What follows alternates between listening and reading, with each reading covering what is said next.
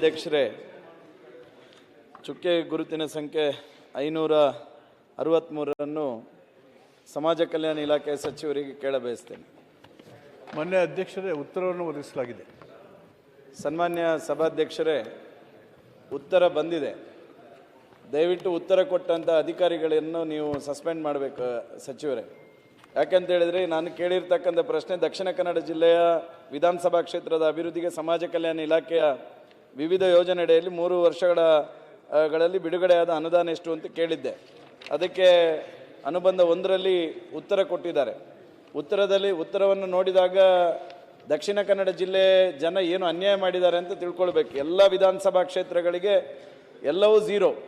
ಆದರೆ 2024-25ರಲ್ಲಿ 3,66,00,000 ರೂಪಾಯಿ ನನ್ನ ವಿಧಾನಸಭಾ ಕ್ಷೇತ್ರಕ್ಕೆ ಒಂದಕ್ಕೆ ಇದೆ.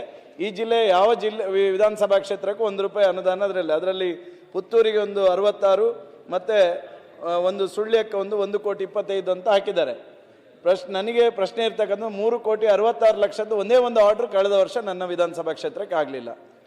ಆಗದಿರ್ತಕ್ಕಂಥದ್ದನ್ನು ನಿಮ್ಮ ಅಧಿಕಾರಿಗಳು ಹೇಗೆ ಈ ಸದನದಲ್ಲಿ ಉತ್ತರ ಕೊಟ್ಟರು ಎನ್ನುವಂಥದ್ದನ್ನು ನೀವು ಒಂದು ಸ್ವಲ್ಪ ಅಧಿಕಾರಿಗಳ ಜೊತೆಗೆ ಪ್ರಶ್ನೆ ಮಾಡಬೇಕನ್ನುವಂಥದ್ದನ್ನ ನಾನು ಈ ಸಂದರ್ಭದಲ್ಲಿ ಹೇಳಲಿಕ್ಕೆ ಇಷ್ಟಪಡ್ತೇನೆ. ಸನ್ಮಾನ್ಯ ಸಭಾಧ್ಯಕ್ಷರು, ಉತ್ತರ ತಪ್ಪು ಸದನಕ್ಕೆ ಕೊಡಬಾರದು. ಅಧಿಕಾರಿಗಳು ಒಂದೇ ಒಂದು ಆದೇಶ ನನ್ನ ವಿಧಾನಸಭಾ ಕ್ಷೇತ್ರಕ್ಕೆ ಆಗಲಿಲ್ಲ. ಅಂಬೇಡ್ಕರ್ ಭವನದ ನಿರ್ಮಾಣದ ದೃಷ್ಟಿಯಿಂದ ಅದು ಸಹ ಉತ್ತರ ತಪ್ಪು ಕೊಟ್ಟಿದ್ದಾರೆ. ಅದರಲ್ಲಿ ಅನುಬಂಧ 1ರಲ್ಲಿ 5 ಲಕ್ಷ ಅಂತ ಹಾಕಿದ್ದಾರೆ.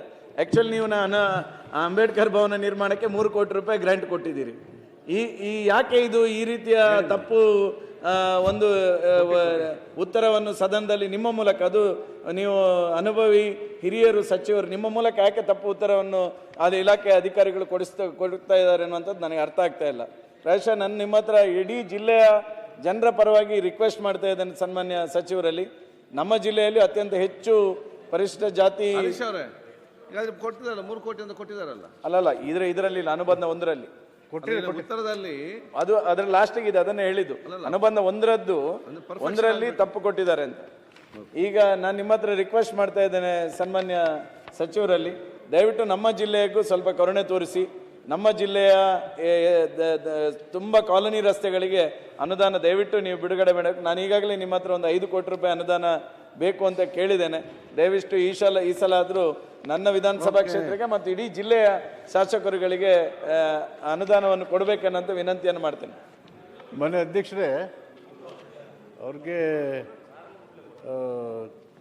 ಮಾನ್ಯ ಸದಸ್ಯರು ದಕ್ಷಿಣ ಕನ್ನಡ ಜಿಲ್ಲೆ ಬಗ್ಗೆ ಯಾಕೆ ಈ ಥರ ಕರುಣೆ ಮಾಡಿ ಅಂತ, ಇದು ನಮ್ಮ ಡ್ಯೂಟಿ ಕರುಣೆ ಮಾಡೋದಲ್ಲ. ನಾವು ಎಲ್ಲ ಭಾಗನ ಅಭಿವೃದ್ಧಿ ಮಾಡಬೇಕು ಅಂತೇಳಿ ಈಗಾಗಲೇ ದಕ್ಷಿಣ ಕನ್ನಡ ಜಿಲ್ಲೆಗೆ ನಾನೇ ಖುದ್ದು ಬಂದು 2 ಹಾಸ್ಟೆಲ್ಗಳನ್ನು ಶಂಕುಸ್ಥಾಪನೆ ಅವು ಉದ್ಘಾಟನೆಗೆ ಇದ್ದಾವೆ. ನಿಮಗೆ ಗೊತ್ತಿದೆ, ಅಲ್ಲಿ ನಮ್ಮ MLAಗಳು ಕೇಳ್ತಾ ಇದ್ದಾರೆ. ಮತ್ತು ಈಗಾಗಲೇ 9,25,00,000 ಜಿಲ್ಲೆಗೆ ಕೊಟ್ಟಿದ್ದೀವಿ. ಅವ್ರ ಜಿಲ್ಲೆಗೆ 3 ಕೋಟಿ ಕೊಟ್ಟಿದ್ದೀವಿ. ಅವ್ರ ಕ್ಷೇತ್ರಕ್ಕೆ ಅಂಬೇಡ್ಕರ್ ಭವನಕ್ಕೆ 75 ಲಕ್ಷ ರೂಪಾಯಿ ಖರ್ಚಾಗಿದೆ. UC ಕೊಟ್ಟರೆ ಉಳಿದಂತೆ ರಿಲೀಸ್ ಮಾಡಿಕೊಡ್ತೀವಿ.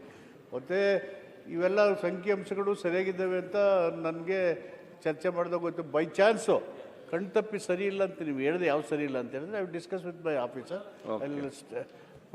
Record on stage. Okay, thank you. ತಪ್ಸಲ ಜಾರಿನ